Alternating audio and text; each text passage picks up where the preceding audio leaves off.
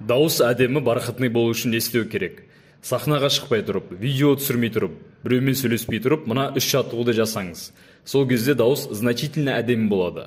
Колоссально өзгеріп кетпейді әрине, бірақ потенциалын ашады.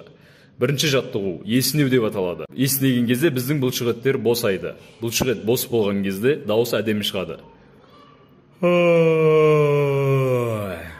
Дәл осылай. Барынша ауызды ашып, 3 рет есінеңіз. Екінші жаттығу әртүрлі дауыстарды шығарып, дәл осылай жасаңыз. Сол кезде беттің бүкіл бұлшықеттері босайды. Сырттай күлкілі көрінеді, бірақ эффективность өте жоғары. Үшінші жаттығу ол керілу деп аталады. Дәл осылай барынша керіліңіз. 3 рет керілетін болсаңыз, мына кеудедегі барлық бұлшықеттер босайды. Солай дауысыңыз значительно әдемі болады.